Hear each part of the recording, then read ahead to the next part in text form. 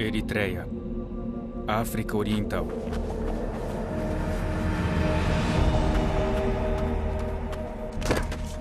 Disseram-lhe que renunciasse a ser um cristão evangélico. E ele respondeu que não faria isso. Disseram-lhe, não volte mais a orar. Ele apenas olhou para eles. Como deixar de orar? Disseram-lhe que haveria problema se ele continuasse a falar de Jesus para os prisioneiros. Disseram-lhe que seria torturado se insistisse em ler os trechos da Bíblia contrabandeados na prisão. Disseram-lhe que o livro era a causa de todos os seus problemas. Disseram-lhe, desista! Desista, pois é perigoso.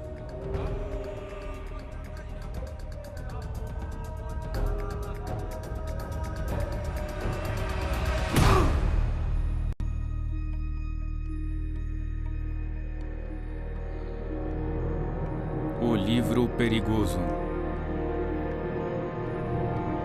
Versão brasileira, Comeve, São Paulo.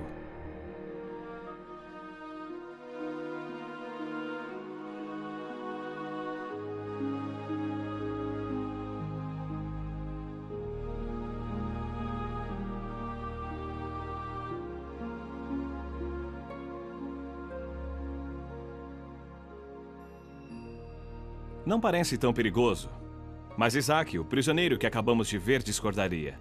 E não apenas ele, mas milhares em seu país, Eritreia, como milhares no mundo afora, afirmam que este livro é um perigo muito grande. Para esses cristãos, o que vocês verão agora seria considerado um milagre. Observem.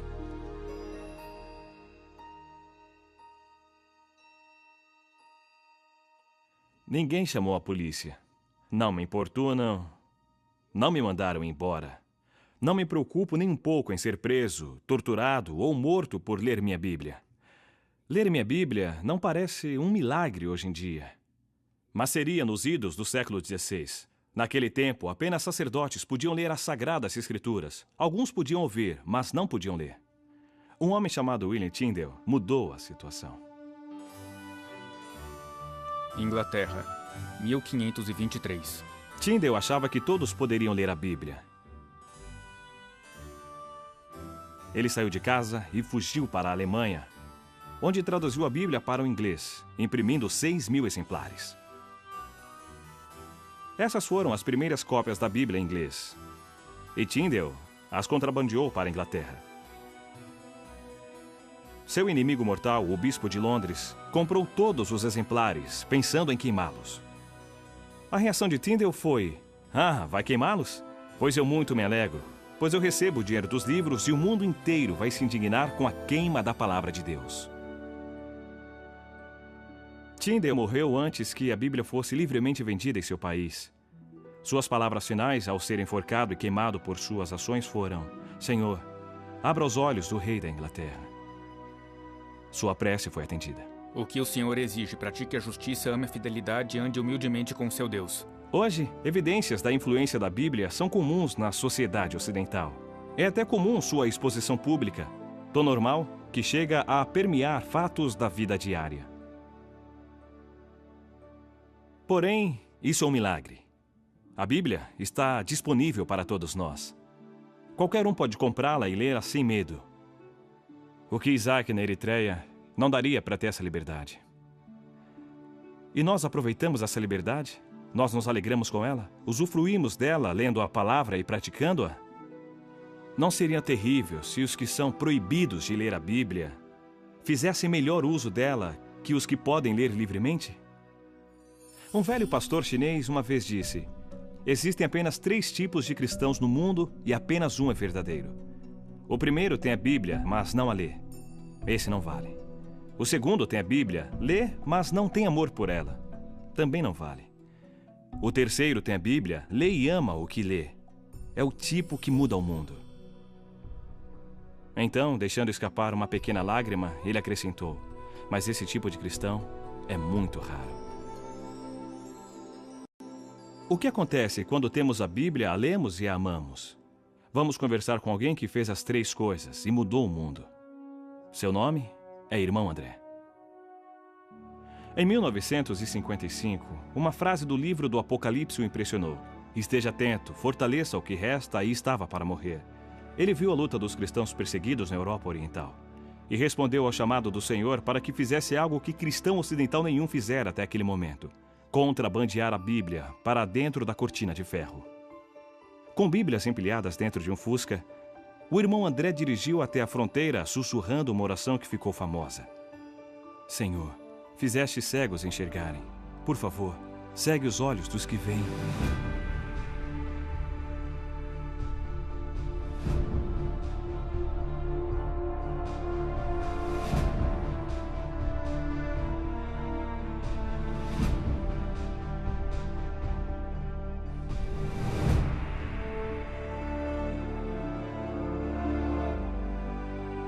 Deus respondeu à sua oração. E o irmão André ficou conhecido em todo o mundo como o contrabandista de Deus. Irmão André, os governantes ainda acham que a Bíblia é um livro subversivo e perigoso. E por que eles têm tanto medo da Bíblia? Porque a Bíblia nos faz novas pessoas. Qualquer sistema no poder, religioso ou político, teme a hora em que Deus entra na vida de alguém, porque agora ela serve a um novo rei. O apóstolo Pedro disse em Atos que devemos obedecer antes a Deus e depois aos homens. De repente, quem está no poder perde o controle sobre o homem que lê o livro. Nós, por meio desse livro, nos tornamos um povo de opinião, povo de convicções tão fortes que nada as abala, mas sempre baseadas no amor, na compaixão e sempre sob o comando direto do Senhor. E quanto aos cristãos que não vivem sob regimes totalitários? Há sentido em dizer que a Bíblia é um livro perigoso, mesmo vivendo numa sociedade livre? Sim, e essa é a razão dos ataques contra nós cristãos porque lemos a Bíblia. O método é diferente, o efeito é o mesmo. Somos muito ocupados para ler toda a Bíblia. Nós seguimos alguns trechos, passagens selecionadas, versículos. Devemos nos tornar pessoas segundo a Bíblia, ler o livro inteiro, toda a obra, pelo menos uma vez ao ano. Se é demais, você é preguiçoso. Como esperar que o Senhor o abençoe, o use e o proteja se tem preguiça de ler sua palavra, pela qual milhares de pessoas foram mortas, profetas foram mortos por ela, os apóstolos foram mortos por ela, mártires da história da igreja morreram por ela, hoje pessoas morrem por ela, e deixamos a Bíblia na estante? Há uma história de uma família na Holanda, onde eu morei.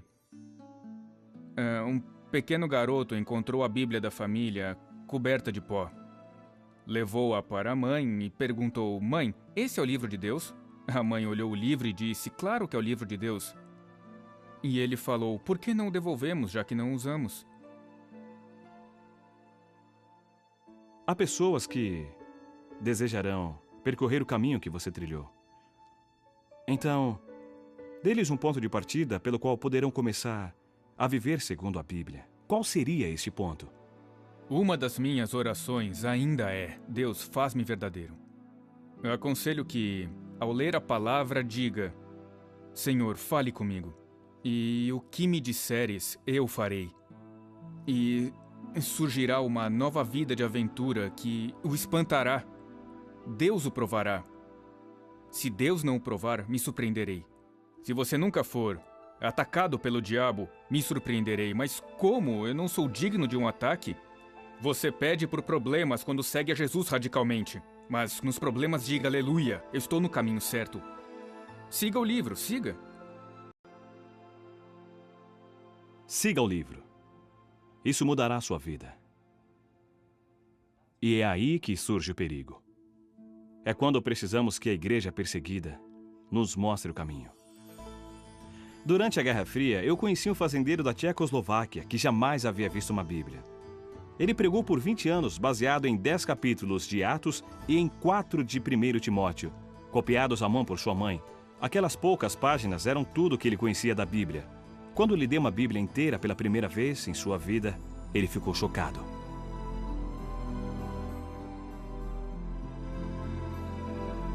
Ele me disse: agora terei muito mais problemas. Agradeço por ter me dado o livro mais perigoso do mundo. E depois ele perguntou: você tem esse livro há muito tempo? Diga-me, que belos problemas ele lhe causou.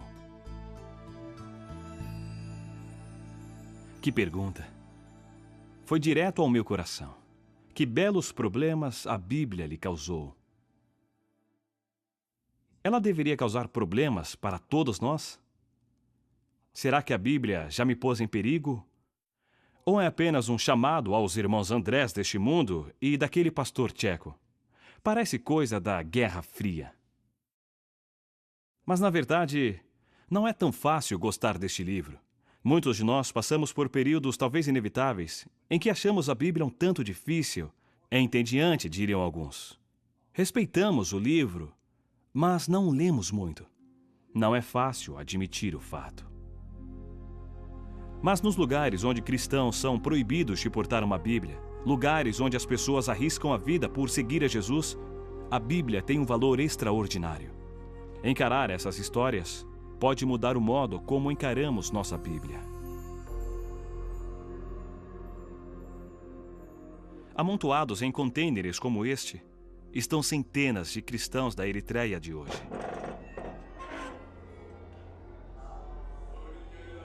Que atos terríveis terão cometido para morrerem assim cozidos em fornos de metal?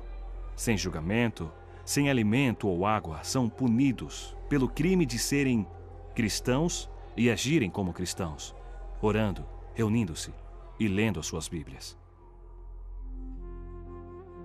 Meu irmão Gideão sabe disso muito bem.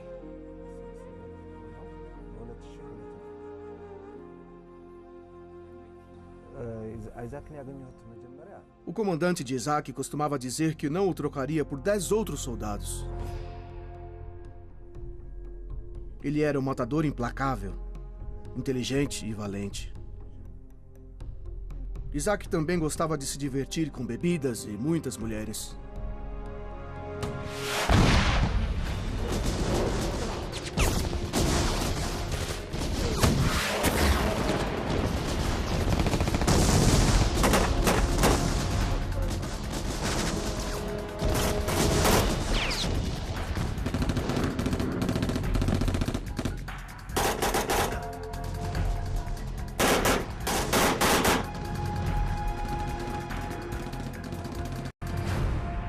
No meio de uma guerra, sobrevivia como podia. Ele não respeitava os oficiais, que eram condescendentes, pois queriam que ele lutasse.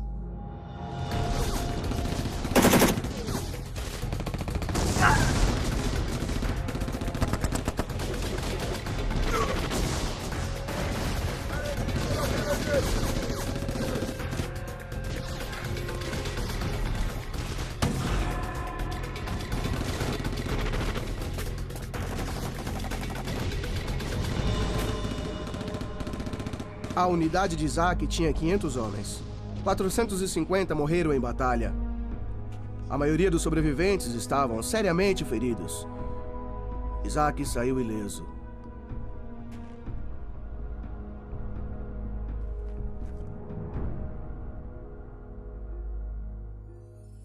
Dois soldados cristãos aproximaram e disseram: "Você foi poupado por um propósito. Deus deve ter planos para você, ou você também estaria morto." Isaac abriu seu coração e decidiu seguir a Jesus.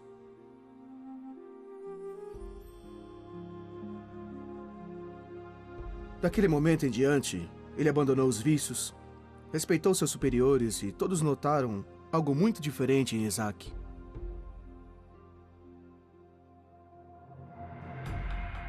O comandante também reparou e ficou furioso. Disse a Isaac: "Você perdeu o instinto assassino. Preferia você insubordinado e bruto, em vez de cristão. Você poderia ser um grande soldado."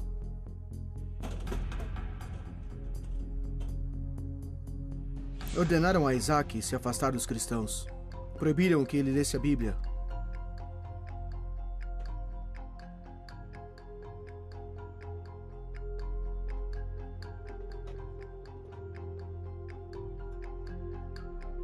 Quando os cristãos lhe deram uma Bíblia, disseram: "Não apenas leia, Devore a palavra de Deus. Deixe ela penetrar no teu coração.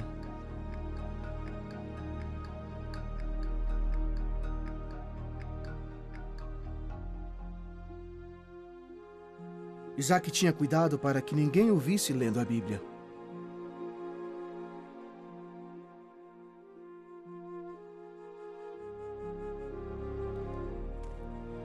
Mas ele foi pego.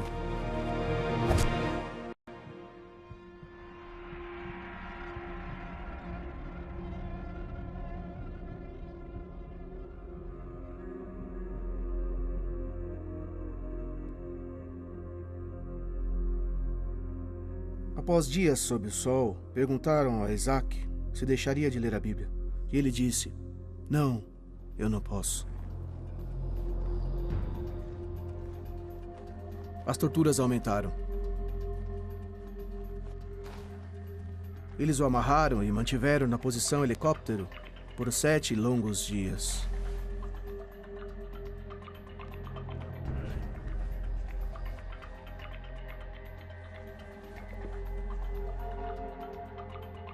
O comandante perguntou então se ele desistiria de ler o livro.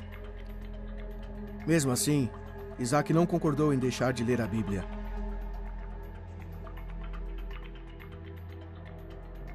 O comandante o jogou dentro do container junto com os outros prisioneiros. Havia tanta gente que eles tinham que dormir em turnos.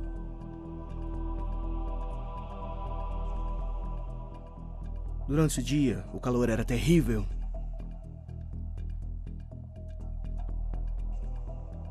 À noite, o frio os fazia tremer.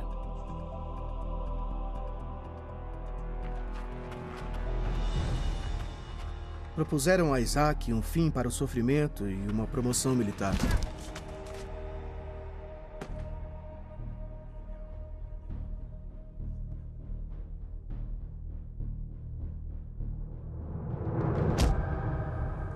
Queriam que ele concordasse em abandonar a Bíblia, não falar com cristãos, não falar de Jesus e não orar.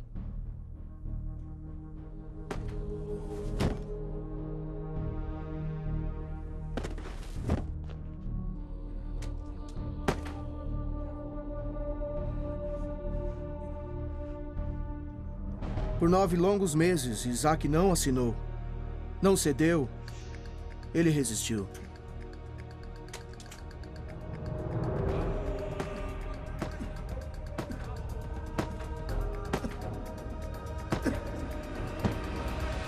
Em 2004, o comandante desistiu.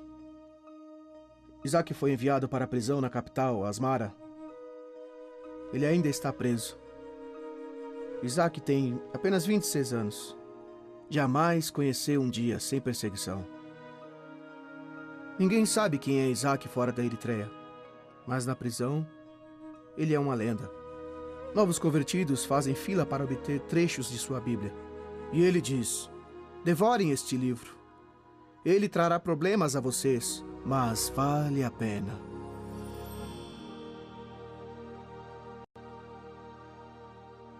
Passou muito tempo desde que Tyndale morreu por contrabandear Bíblias para a Inglaterra. Perseguição por ler a Bíblia já é passado na Inglaterra. Mas a história de Isaac abre os meus olhos para uma incrível liberdade que eu desfruto. Liberdade que Isaac jamais terá. Não sei quanto a vocês, mas a realidade de Isaac sofrendo na prisão de Eritreia abala o meu mundo confortável. Muda a minha visão da Bíblia, transforma a seriedade do meu compromisso.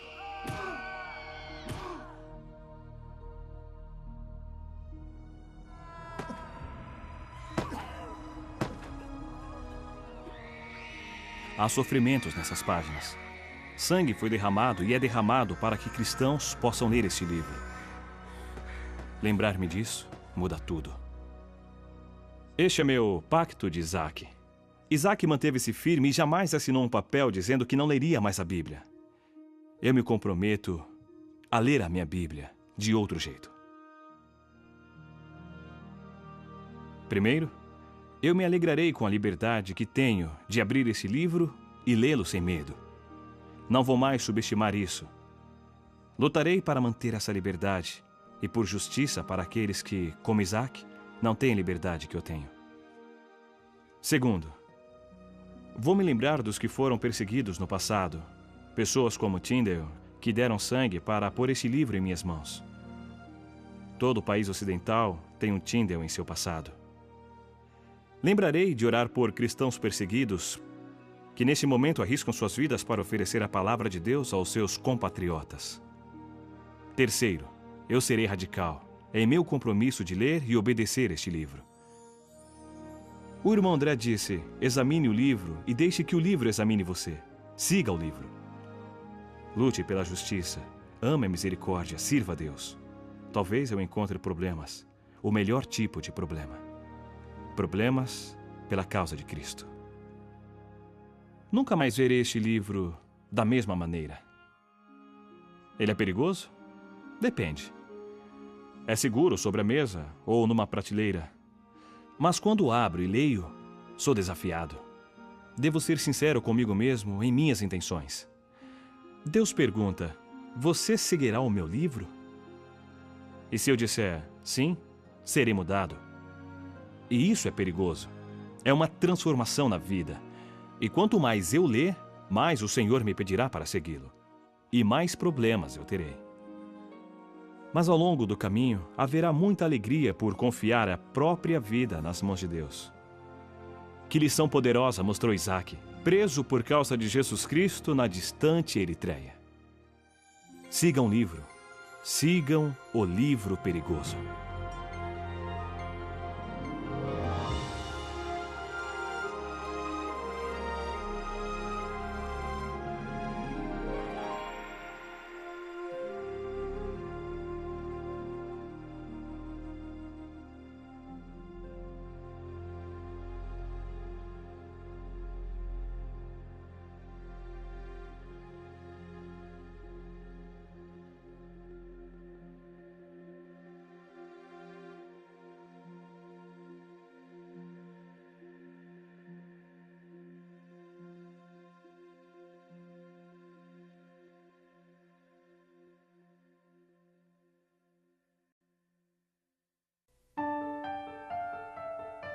Depois de uma temporada no Ocidente, Samir está de volta ao lar.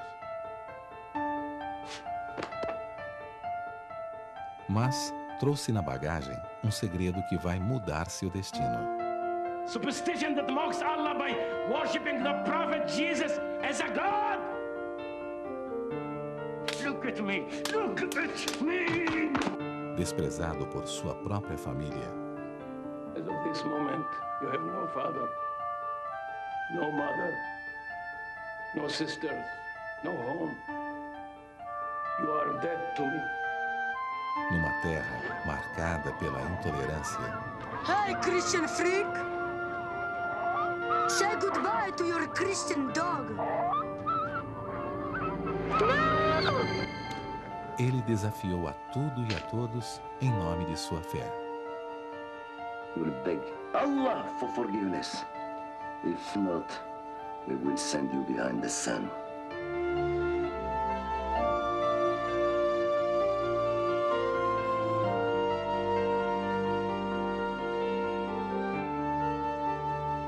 Baseado em fatos reais. Atrás do Sol. Samir, we both grew up with Islam. Maybe I believe, maybe I don't. Just don't get yourself killed. Get out as soon as you can. Atrás do Sol, mais uma produção da missão Portas Abertas que você não pode perder.